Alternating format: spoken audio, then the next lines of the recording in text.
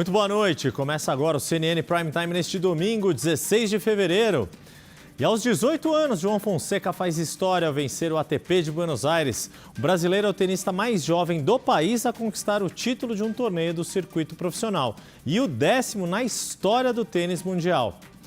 Pesquisa Quest, divulgada hoje, revela o comportamento das diferentes classes sociais em aspectos políticos, sociais e econômicos. Os mais ricos se dizem de direita, já os mais pobres apoiam o presidente Lula. E em viagem ao Oriente Médio, o secretário de Estado americano Marco Rubio se reúne com o premier israelense Benjamin Netanyahu. Eles conversaram sobre a influência do Irã na região. E uma nova onda de calor avança pelo Brasil e a semana vai ser quente no Sudeste, Centro-Oeste e no Nordeste. Aqui em São Paulo, as temperaturas podem ficar até 5 graus acima da média histórica nos próximos dias. Estamos ao vivo com reportagens especiais e análise objetiva no horário nobre da informação. Eu sou Yuri Pita e este é o CNN Prime Time. Mais uma vez, meu muito boa noite, sejam todas e todos bem-vindos. A gente começa direto com Brasília. As comissões permanentes do Senado devem ser instaladas na próxima quarta-feira. Na Câmara, o presidente da Casa, Hugo Motta, quer viabilizar a retomada dos colegiados até o começo de março. Quem vai trazer todas as informações ao vivo da Capital Federal, já na tela, Carol Rosito, muito boa noite. Oi, Yuri, boa noite para você também, boa noite a todos. Olha, as comissões permanentes podem ser instaladas na Câmara dos Deputados só depois do Carnaval, viu? A partir de março. Até lá, os deputados estão ainda ajustando as últimas negociações, articulações sobre o funcionamento dos colegiados, definindo também os presidentes que serão eleitos, né? Porque na prática ali isso funciona nos bastidores a partir de acordos políticos e ainda debatem, Yuri, a possibilidade de mudar o regimento da Câmara para alterar as regras sobre esse tipo de escolha. Isso porque existe ali uma tentativa de dar mais poderes para dirigentes de bancadas para a escolha desses presidentes, que hoje são eleitos cumprindo critérios de proporcionalidade, mas a ideia seria colocar essa decisão na mão de lideranças das bancadas. Tem líderes que concordam com essa mudança, líderes que discordam, por isso o Hugo Motta ainda segue nessas articulações e isso deve ser definido só a partir de março. Agora, já no Senado, o cenário já está um pouco mais definido. Hoje, inclusive, a assessoria de comunicação do presidente da Casa, Davi Alcolumbre, soltou um comunicado dizendo que na quarta-feira deve haver a instalação das comissões por lá. Na terça, eles vão se reunir, fazer uma reunião de líderes para definir os últimos ajustes. Se tudo correr ali como previsto, na quarta haverá a instalação dos colegiados com a eleição de presidentes e vice-presidentes. Lá no Senado, os nomes já estão mais bem articulados, isso já desde um tempo. Olha só para a gente ter uma noção, a Comissão de Constituição e Justiça, que é a principal e maior comissão da Casa, deve ficar nas mãos do senador Otto Alencar, do PSD. Agora, outras comissões também, como Segurança Pública, né, que está sendo muito visada nessa nova legislatura e infraestrutura, devem ficar com o PL, com Flávio Bolsonaro e Marcos Rogério, respectivamente. O PT também está buscando aí ficar com pelo menos 2 comissões, de Educação e Meio Ambiente. A Comissão de Assuntos Econômicos deve ficar com o senador Renan Calheiros, do MDB. Assuntos Sociais com Marcelo Castro, do mesmo partido. E Republicanos nas mãos de Damares Alves, né, com a Comissão de Direitos Humanos. Portanto, apenas um desenho rapidamente do que deve ser formado a partir dessa semana lá no Senado. Enquanto isso, a Câmara, a gente vai ter que aguardar mais um pouco. Muito obrigado, Carol Rosito, com as informações ao vivo de Brasília. E aliados do presidente Lula voltaram a defender que a deputada federal, Tabata Amaral, seja contemplada como ministra em uma eventual troca na esplanada dos ministérios. Na avaliação de lideranças políticas, Tabata poderia ser um bom nome para a pasta de Ciência e Tecnologia, hoje ocupada por Luciana Santos, do PCdoB. O movimento ganhou força nesta semana em meio ao debate endossado pelo próprio Lula sobre a exploração de petróleo na Foz do Amazonas. Fontes ouvidas pela CNN afirmam que, caso assuma o posto de ministra, Tabata teria que ser substituída na Câmara dos Deputados pelo suplente da bancada, que vem a ser Rodrigo Agostinho, atual presidente do IBAMA. A CNN, Tabata Amaral, afirmou que está à disposição do governo, mas não foi chamada por Lula para tratar do assunto. E uma pesquisa Quest divulgada hoje apontou diferenças de comportamento econômico entre as classes sociais do país. Vamos ver os números na tela. O primeiro recorte mostra que a maioria das pessoas que tem conta em banco, cadastro no Pix, cartão de débito e cartão de crédito são de classe alta ou média. Na classe baixa, a maioria diz ter conta bancária, Pix e cartão de débito, mas 60% não dispõem de cartão de crédito. Na classe média, essa modalidade de pagamento é usada por 56% das pessoas. Em todas as classes, há mais pessoas com cartão de débito do que de crédito. E o Pix é a ferramenta mais utilizada entre os mais pobres. Outro recorte desta pesquisa é a respeito do endividamento das famílias. O número de pessoas que diz ter muitas dívidas é maior na classe baixa e diminui conforme avança a renda, como você vê na sua tela. Na direção oposta, é entre os que estão na classe alta que há o maior número de pessoas que dizem não ter nenhuma dívida em comparação às demais classes. A Quest também apontou o comportamento político dessas classes sociais do país. Vamos aos números. De acordo com o levantamento, nas classes baixa e média, há 31% e 32% que dizem não ter posicionamento político. Esse percentual cai para 27% na classe alta.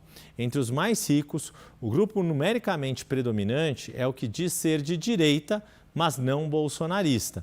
Na classe média, há uma divisão mais parecida entre os que não têm posicionamento, os que se consideram à direita ou bolsonaristas e os que dizem ser de esquerda, somados aos lulistas e petistas, que é a cor verde aí no meio desse gráfico. Entre os mais pobres, os que se dizem lulistas ou petistas são o grupo mais numeroso entre aqueles que têm algum posicionamento político nesta classe. Na próxima tela, para quase 100% de todas as classes de renda, o Estado deve oferecer saúde e educação gratuitas e o governo deve se responsabilizar mais para garantir boas condições. A maioria dos mais pobres, acredita que o governo deveria ter mais empresas estatais e que os ricos deveriam pagar mais impostos. Na classe alta também há uma visão majoritária nessas perguntas, mas em menor escala. Nas três classes socioeconômicas, há uma situação de empate técnico quando a pergunta é se empresas do governo deveriam ser privatizadas. A Quest também perguntou qual é a maior preocupação dos brasileiros. Entre os mais pobres, a violência foi o item mais apontado pelos entrevistados, seguido por fome e miséria e depois por corrupção. Entre os mais ricos, a corrupção ficou 1 ponto à frente da criminalidade. Na classe média, a violência foi a preocupação mais citada, seguida pela corrupção. E grande parte do país deve enfrentar uma nova onda de calor nesta semana. Na capital paulista, as temperaturas poderão ficar até 5 graus acima da média histórica. Por isso, a gente vai chamar aqui a Adriana De Luca, que acompanhou esse calorão durante a tarde do domingo e traz mais informações para a gente. Deu uma aliviada, pelo menos agora à noite, Adri? Ou tá aquele bafo quente, mesmo depois de baixar o sol? Boa noite, bem-vinda. Eu acabei de falar sobre isso com o nosso amigo aqui, o repórter cinematográfico Ricardo Unger, que agora são 8h08 da noite. Eu acabei de conferir no meu celular, tá dando 28 graus, é muito calor, gente. Boa noite pro Yuri, boa noite para você que está em casa acompanhando o Prime Time. A gente vem falando do calor nos últimos dias e parece que cada dia que passa a gente está registrando um calor ainda mais intenso. A gente já está na 3ª onda de calor desde o começo do ano.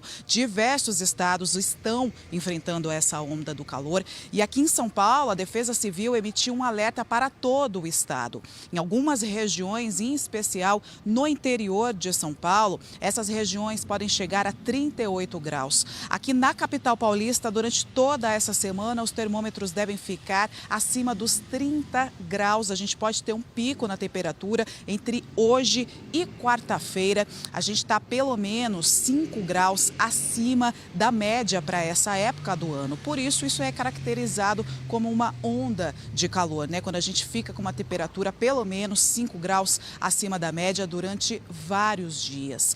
E por isso a Defesa Civil emitiu esse alerta e o cuidado nos próximos dias, em especial com as crianças e com os idosos. A Defesa Civil alertou para que a gente evite exposição solar no horário mais quente do dia, entre as 10 da manhã e as 4 horas da tarde, evitar atividade física ao ar livre, principalmente nesse horário mais quente do dia, porque a sensação térmica é ainda maior. A gente deve ter a temperatura acima dos 30 graus, mas a sensação térmica deve passar dos 40 graus, porque tem essa combinação do ar quente com a umidade relativa do ar. Por isso dá essa sensação térmica muito acima do que os termômetros estão marcando. Então, a gente deve ter uma noite de muito calor aí.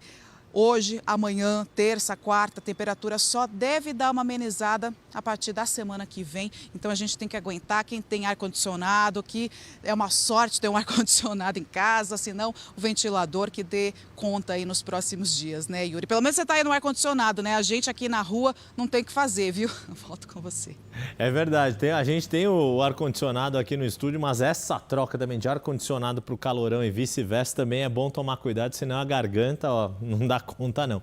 Obrigado, Adriana De Luca, com as informações ao vivo daqui de São Paulo. E no Rio de Janeiro, a Prefeitura apresentou neste domingo orientações para a população para os próximos dias, justamente por causa das altas temperaturas. Mais de 3.000 atendimentos foram registrados nas emergências da cidade somente no último mês por causa do calor. Quem vai trazer as informações aqui no CNN Prime Time é a Rafaela Cascardo. Mais de 3.000 pessoas foram atendidas nas emergências das unidades municipais de saúde somente em janeiro, em ocorrências ligadas ao calor. E a expectativa para essa semana é que ela seja ainda mais quente do que a semana passada. Por isso, o prefeito do Rio, Eduardo Paes, convocou uma coletiva de imprensa para anunciar medidas que serão tomadas caso a cidade entre no nível de calor 4, numa escala de 1 a 5, criada pela prefeitura.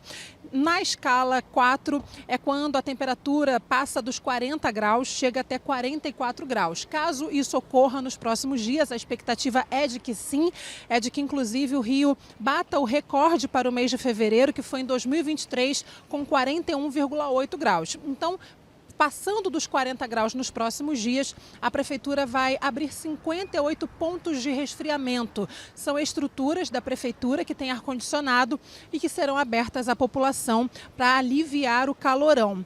Também haverá paradas para hidratação de funcionários que trabalham expostos ao sol.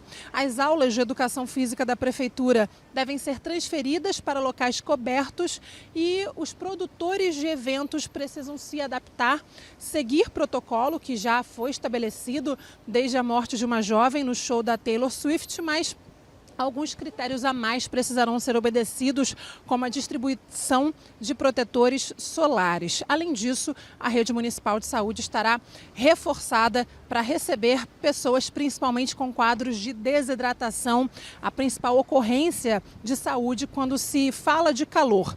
O secretário municipal de saúde, Daniel Soranhos, disse que houve aumento de pacientes nas emergências nos últimos dias, não só em janeiro, mas nos últimos dias também. E, além do quadro de desidratação, ele destacou mais de 200 atendimentos no Souza Aguiar, no Hospital Municipal Souza Aguiar, no centro do Rio, em relação a ceras de cabelo não certificadas, que acabam escorrendo com esse calorão e causam queimadura ocular. Então, é importante tomar todos os cuidados possíveis. Reforço de hidratação é o principal, mas também o uso de produtos certificados. O protetor solar tem que ser aprovado pela Anvisa.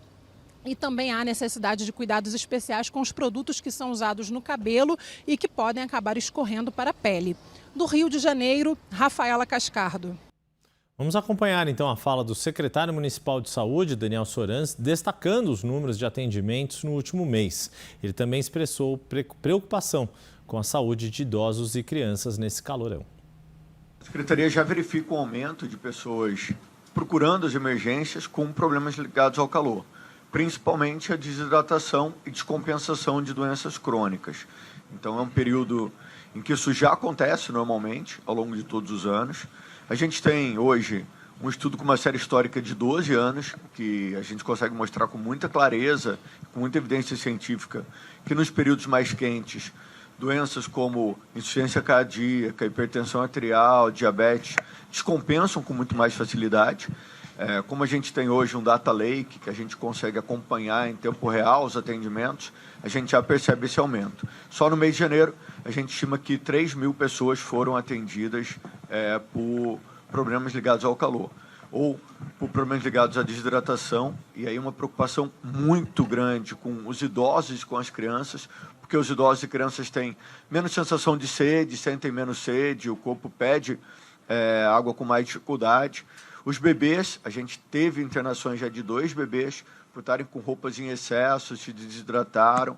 Então é importante, principalmente para as mamães de primeira viagem, né, estarem atentas à desidratação das crianças. E o prefeito do Rio, Eduardo Paes, disse que não vai suspender os blocos de carnaval e reforçou alguns cuidados.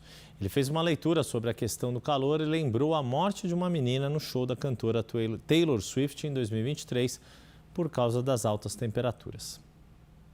Nós não vamos, de maneira nenhuma, chegar aqui e dizer, olha, gente, vamos suspender os blocos de carnaval no Rio de Janeiro, que sempre tiveram uma temperatura de 70 graus à sombra, né? Qualquer pessoa que já pulou, brincou em um bloco de carnaval na cidade do Rio de Janeiro durante o dia, sabe o que eu estou falando.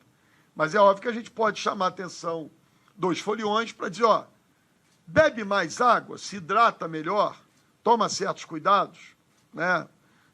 Busca estar num ambiente em que os riscos à sua saúde sejam menores.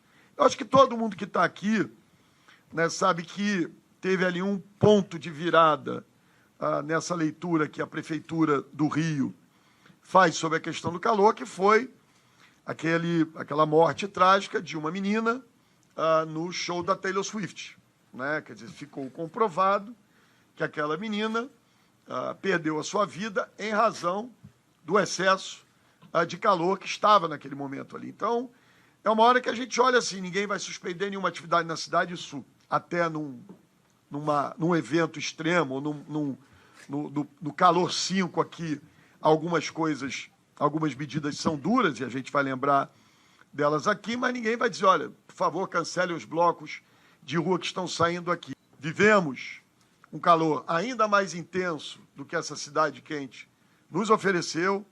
A ciência hoje nos permite ter um grau maior de previsibilidade e a ciência hoje nos permite também entender os efeitos nocivos desse excesso de temperatura na saúde das pessoas. E o chefe da diplomacia do governo de Donald Trump, secretário de Estado Marco Rubio, viajou ao Oriente Médio pela primeira vez desde que assumiu o cargo. Ele se reuniu com o primeiro-ministro israelense Benjamin Netanyahu. Além da situação da guerra em Gaza, os dois discutiram a influência do Irã na região. É o que a gente vai ver agora na reportagem de Priscila Yazbek. O secretário de Estado dos Estados Unidos, Marco Rubio, começou a viagem no Oriente Médio por Israel. A visita é a primeira de uma autoridade do governo Trump à região depois da proposta do presidente americano de retirar milhões de palestinos de Gaza para que os Estados Unidos assumam o controle do território e o transformem em um ponto turístico. Ao lado do primeiro-ministro israelense Benjamin Netanyahu, Rubio defendeu o plano de Trump, que tem sido duramente criticado. Not the same tired ideas of the past, but something that's bold and something that frankly took courage and vision in order to outline. And it may have shocked and surprised many, but what cannot continue is the same cycle where we repeat over and over again and wind up in the exact same place. Netanyahu agradeceu a Rubio pelo apoio incondicional a Israel em Gaza e disse que sob o governo Trump, Israel e Estados Unidos compartilham uma estratégia comum para o enclave e estão trabalhando em total cooperação. O primeiro-ministro israelense afirmou que ele e Rubio tiveram discussões muito produtivas sobre uma série de questões, nenhuma mais importante do que o Irã. We agreed that the Ayatollahs must not have nuclear weapons. And we also agreed that Iran's aggression in the region has to be rolled back. Rubio disse que um Irã nuclear nunca poderia existir e que o regime fundamentalista islâmico era a maior fonte de desestabilização e patrocinador do terrorismo e da violência no planeta. A viagem do secretário de Estado americano também inclui uma passagem pela Arábia Saudita, onde está prevista uma reunião com autoridades russas para discutir o conflito na Ucrânia. A CNN apurou que o governo russo está montando uma equipe de negociação de alto nível para a reunião. Trump disse na semana passada que as negociações para acabar com a guerra de quase 3 anos na Ucrânia começariam imediatamente. Ele fez o comentário depois de uma ligação de 1h30 com o presidente russo Vladimir Putin. Depois da conversa, Trump sugeriu que a Ucrânia pode ser russa algum dia e afirmou que é improvável que a Ucrânia recupere todas as suas terras. As falas foram vistas como um sinal de que o acordo buscado pelos Estados Unidos entre a Ucrânia e a Rússia pode ser mais favorável aos termos de Moscou. Neste domingo, Rubio conversou com o ministro de Relações Exteriores da Rússia, Sergei Lavrov, por telefone. O secretário americano reafirmou o compromisso de Trump em encontrar um fim para o conflito. E o Ministério de Relações Exteriores da Rússia afirmou que a conversa sinalizou um compromisso mútuo de cooperar com a resolução da situação em torno da Ucrânia. Líderes europeus criticaram as discussões entre a Rússia e os Estados Unidos por não envolverem a Ucrânia. Neste sábado, o presidente ucraniano Volodymyr Zelensky disse que Kiev não aceitará acordos feitos pelas suas costas. A França vai sediar uma cúpula de líderes europeus para discutir a guerra na Ucrânia e a segurança do continente europeu. O anúncio foi feito hoje pelo ministro de Relações Exteriores francês. Devem participar da reunião os chefes de governo da Alemanha, Itália, Polônia, Espanha, Dinamarca, além dos presidentes da Comissão Europeia, do Conselho Europeu e da OTAN. O evento também terá o objetivo de formular uma resposta à abordagem do presidente dos Estados Unidos, Donald Trump, na tentativa de encerrar o conflito no leste europeu. Um representante do governo americano afirmou ontem que a Europa não terá um lugar à mesa para essas negociações de paz. E o Hamas voltou a acusar Israel de violação do acordo de cessar-fogo após um ataque aéreo matar 3 pessoas hoje no sul da faixa de Gaza. As 3 vítimas eram membros da força policial comandada pelo Hamas em Gaza. O grupo alega que os agentes estavam a leste de Rafah para garantir a entrada de caminhões de ajuda humanitária. O exército de Israel se manifestou. Disse que o bombardeio teve como alvo vários indivíduos armados que estavam se aproximando das tropas posicionadas na região. Israel pediu aos moradores de Gaza que sigam as instruções do exército e não se aproximem dos militares. E o Papa Francisco, que continua internado em um hospital de Roma, pediu desculpas aos fiéis por ter faltado à missa no Vaticano hoje. Em comunicado lido por um cardeal às pessoas presentes na Praça de São Pedro, o pontífice disse que gostaria de estar entre os fiéis, mas ainda precisa de tratamento. O Papa agradeceu pelo carinho e orações que tem recebido e aos médicos e profissionais de saúde que estão cuidando da saúde do religioso. Agora há pouco, o Vaticano informou que o Papa Francisco dormiu bem e tomou o café da manhã. Ontem à noite, um porta-voz relatou que os últimos exames mostraram melhora em alguns indicadores de saúde e que o tratamento foi levemente modificado. Francisco está internado desde amanhã de sexta-feira com uma infecção do trato respiratório. Nossa pausa aqui no CNN Prime Time na sequência. A polícia prende 6 suspeitos de metralhar uma delegacia no Rio de Janeiro. O CNN Prime Time volta em instantes, eu te espero aqui. Até já.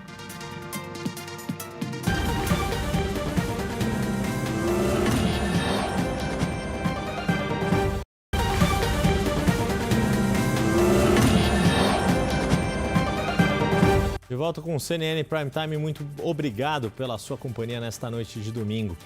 O Procurador-Geral da República, Paulo Gonet, defendeu a condenação de ex-integrantes da cúpula da Polícia Militar do Distrito Federal por omissão nos atos de 8 de janeiro. Assunto para mais uma vez a gente chamar a repórter Carol Rosito. A sua informação, Carol. Olha, Yuri, no documento que traz essas alegações finais da Procuradoria-Geral da República, um documento que já foi enviado, inclusive, ao Supremo Tribunal Federal, o procurador Paulo Gonet defende, sugere ali condenados pelo menos de 5 coronéis, um major e um tenente. Entre eles, o coronel que na época do 8 de janeiro era o comandante-geral da Polícia Militar aqui do Distrito Federal, Fábio Augusto Vieira. Além da condenação, o procurador também defende que esses denunciados deveriam também perder cargos ou funções que eventualmente ainda estivessem ocupando. Para Paulo Gonet, houve sim omissão nas forças de segurança em relação ao emprego efetivo necessário da Polícia Militar para garantir a segurança das pessoas e impedir a depredação aos prédios, às sedes dos 3 poderes. Inclusive, no documento ele chega a dizer que não há dúvidas de que os acusados tentaram abolir o Estado Democrático de Direito e depor o governo legitimamente constituído. O caso será levado a julgamento dentro do Tribunal do Supremo Tribunal Federal, depois que o ministro relator Alexandre de Moraes fizer a análise, então, dessas alegações finais da PGR e também das defesas. Yuri. Muito obrigado, Carol Rosito, com as informações ao vivo de Brasília. E a PGR deve dividir em blocos a denúncia sobre a tentativa de golpe de Estado no Brasil, incluindo o ex-presidente Jair Bolsonaro no que está sendo chamado de primeiro lote. Em fase de ajustes finais pelo Procurador-Geral da República, Paulo Gonet, a acusação deve ser formalmente apresentada ao Supremo Tribunal Federal ainda neste mês. Quem vai trazer as informações é a analista de política, Luísa Martins. A Procuradoria-Geral da República deve apresentar nas próximas semanas, até o Carnaval, a denúncia que pode constar ali a acusação formal do ex-presidente Jair Bolsonaro e do general Braga Neto, Walter Braga Neto, por envolvimento, por liderar uma trama golpista depois que Bolsonaro perdeu as eleições em 2022. E os nomes de Bolsonaro e Braga Neto devem vir nesse primeiro lote de denúncias. É preciso lembrar que Gonet pretende dividir essa acusação com base nos núcleos que foram apontados pela Polícia Federal no relatório de 800 páginas que aponta o indiciamento de Bolsonaro, Braga Neto e de várias pessoas do seu entorno, principalmente os militares que faziam parte do governo federal. E isso deve ser apresentado ao Supremo Tribunal Federal para que o Supremo possa julgar se Bolsonaro, Braga Neto e todos os demais indiciados vão ou não virar réus nesse processo. E aí vai ser aberta uma ação penal para que as investigações possam ser aprofundadas e ao fim deste ano haver um julgamento, então, de condenação ou absolvição dos indiciados, dos acusados, por envolvimento no golpe de Estado. O cenário ideal, considerado tanto pela PGR quanto pelo Supremo Tribunal Federal, é que todos esses julgamentos ocorram até o fim deste ano para evitar que tudo isso acabe interferindo no ano de 2026, que é ano eleitoral. Então, tanto o Supremo quanto as defesas dos investigados estão em compasso de espera, no aguardo dessa denúncia da Procuradoria-Geral da República, que deve ser bastante rígida, e pedir, então, que Bolsonaro, Braga Neto e todos os demais indiciados virem réus e sejam, então, condenados pela tentativa de golpe de Estado. Agora a gente fala sobre a política tarifária do presidente americano Donald Trump. Integrantes da Frente Parlamentar pelo Brasil Competitivo pregam cautela em relação às medidas anunciadas pelo americano. E o Danilo Moliterno é quem traz as informações para a gente. Integrantes da Frente Parlamentar pelo Brasil Competitivo ainda pregam cautela quanto à política tarifária do presidente norte-americano Donald Trump, mesmo após a assinatura de decreto para taxas ao aço e ao alumínio e menção ao etanol brasileiro em anúncio de tarifas recíprocas. O deputado federal Júlio Lopes, próximo presidente da frente que conta com cerca de 200 parlamentares, disse em entrevista à CNN que há entre os congressistas a avaliação de que até este momento as tarifas de Trump não impactam de maneira relevante a competitividade do Brasil. A cautela adotada também se deve ao fato de que, diferentemente de outros ameaçados por Trump, o país tem déficit comercial com os Estados Unidos. Ou seja, compra mais do que vende para o gigante norte-americano. No ano passado, o saldo negativo ficou em 283 milhões de dólares. Cautela à parte, caso o cenário mude e haja tarifas que prejudiquem a competitividade do país, o parlamentar vê o Brasil bem posicionado para acomodar danos. Lopes indica que o país exporta mercadorias para uma série de nações, incluindo a China, e poderia reforçar laços com outros parceiros. A polícia do Rio de Janeiro afirmou que vai responder à altura ao ataque feito por criminosos a uma delegacia de Duque de Caxias, na Baixada Fluminense. O local foi metralhado na tentativa de resgate de um dos chefes do tráfico da região. As informações chegam novamente com Rafaela Cascardo. 6 pessoas foram presas e um homem morreu em confronto com os policiais. A operação ocorre nas comunidades Vai Quem Quer, Rua 7, Rasta, Santa Lúcia e Rodrigues Alves, em Duque de Caxias, na Baixada Fluminense. Ontem à tarde, uma operação da delegacia de Campos Elíseos prendeu o chefe do tráfico de drogas da comunidade Vai Quem Quer, Rodolfo Manhãs Viana, conhecido como Rato, que tem diversas condenações por crimes graves, como homicídios de policiais. Além dele, a polícia também prendeu o braço direito desse traficante, que é Wesley de Souza do Espírito Santo. Eles estavam com um fuzil que foi apreendido pela polícia. No início da tarde, a polícia afirmou que o criminoso Joab da Conceição Silva, uma das lideranças da facção criminosa também, organizou um ataque à delegacia de Campos Elíseos para tentar resgatar esses criminosos que tinham sido presos. Dezenas deles conseguiram entrar na delegacia. Há imagens, inclusive, que mostram ali a movimentação desses criminosos, muitos criminosos encapuzados, fortemente armados, circulando também pelas ruas de Duque de Caxias, que conseguiram entrar nessa delegacia. Houve intensa troca de tiros. Os criminosos que tinham sido presos não estavam mais lá, já tinham sido transferidos para a Polinter, que fica aqui na cidade da Polícia, na zona norte da capital fluminense, mas ainda assim teve intenso tiroteio e 2 policiais ficaram feridos. Eles foram levados para o Hospital Municipalizado Adão Pereira Nunes, em Duque de Caxias, na Baixada Fluminense também, mas já receberam alta. A delegacia ficou completamente destruída, os vidros quebrados, e a Polícia Civil do Rio disse que solicitou a transferência dos presos para presídios federais. Uma coletiva de imprensa foi realizada na tarde deste domingo para atualizar as informações em relação a essa ação em Duque de Caxias. Vamos acompanhar. É importante a gente ressaltar que esse ataque não foi só a Polícia Civil. Esse ataque foi a toda a segurança pública do estado do Rio de Janeiro. Essa facção criminosa, esses criminosos atacaram cada policial civil, militar, penal, federal do estado do Rio de Janeiro. E essa ação não vai ficar impune. Vocês podem ter certeza disso. Toda a segurança pública vai se empenhar diariamente, todos os dias, até que todos os responsáveis sejam responsabilizados e capturados. E a gente, com certeza, vai tratar isso com a maior prioridade possível para que o Estado do Rio de Janeiro, que a segurança pública, possa dar resposta à altura do ato criminoso e terrorista que esses criminosos praticaram na data de ontem. O Hospital Estadual Getúlio Vargas, no Rio de Janeiro, confirmou a morte de uma vítima que estava internada na instituição depois do incêndio que atingiu uma fábrica de fantasias na quinta-feira. A vítima foi identificada como Rodrigo de Oliveira. Segundo o hospital, outras 5 pessoas ainda estão internadas em estado grave. Uma vítima foi transferida para outra unidade de saúde e outra vítima está em quadro estável. O incêndio na empresa Maximus Confecções, na zona norte do Rio, aconteceu na última quinta-feira. De acordo com o Corpo de Bombeiros, 21 pessoas foram resgatadas. 18 delas tiveram algum tipo de ferimento e foram encaminhadas para atendimento médico. As causas do incêndio ainda não foram esclarecidas. E 6 criminosos roubaram uma joalheria e fizeram um homem refém no Guarujá, litoral de São Paulo. A imagem registrada por uma testemunha mostra um dos assaltantes com o rosto coberto por uma balaclava. Ele segura a vítima pelo braço e faz ameaças com a arma.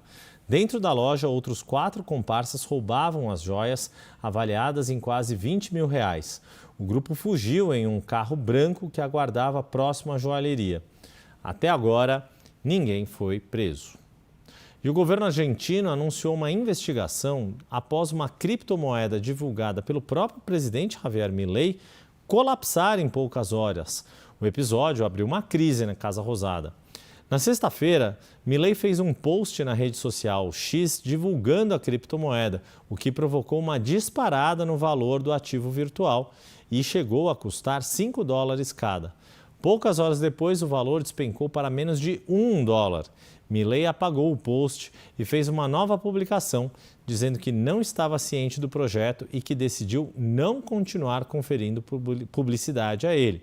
A Câmara Argentina Fintech reconheceu que o episódio pode potencialmente ter sido uma manobra conhecida como puxada de tapete, um jargão usado quando desenvolvedores de um criptoativo atraem investidores aumentando o valor e, em seguida, se desfazem da participação para lucrarem. Parlamentares da oposição ameaçam apresentar um pedido de impeachment contra Milei. Na noite de sábado, o perfil da presidência disse que ele não tem envolvimento com nenhum dos desenvolvedores dessa criptomoeda. E na Venezuela, o ditador Nicolás Maduro apresentou à Assembleia Nacional uma proposta para reformar a Constituição do país. O chavista afirmou que o projeto tem o objetivo de, abre aspas, ampliar e aprimorar a democracia no país, fecha aspas. A proposta incluiria 80 novos artigos à atual Constituição, que foi promulgada em 1999, quando o falecido presidente Hugo Chávez chegou ao poder. Um dos principais pontos do projeto, que ainda não foi detalhado, é a implementação de uma nova instância de poder na divisão do território venezuelano, o que modificaria o sistema de eleição de autoridades. Analistas apontam que as mudanças reduziriam os poderes de governadores e prefeitos. E nos Estados Unidos, ao menos 9 pessoas morreram após uma forte tempestade atingir os estados do Kentucky e da Geórgia. Uma criança está entre as vítimas. Imagens mostram que a água tomou conta de diversas ruas e estradas. Veículos ficaram submersos e casas inundadas. A tempestade também atingiu os estados do Tennessee e da Virgínia. No Kentucky, o mais atingido até o momento, socorristas já fizeram mais de 1.000 resgates em 24 horas. O governador do estado descreveu o episódio como um dos eventos climáticos mais sérios da última década. Ele informou que mais de 300 estradas estão fechadas e pediu que os moradores fiquem em alerta para deslizamentos de terra. Segundo autoridades, o número de mortos ainda deve aumentar. Os estados seguem em alerta para mais chuva nos próximos dias. E assim chegamos ao fim desta edição do CNN Prime Time. Uma boa noite e até amanhã. Pense bem, pense CNN.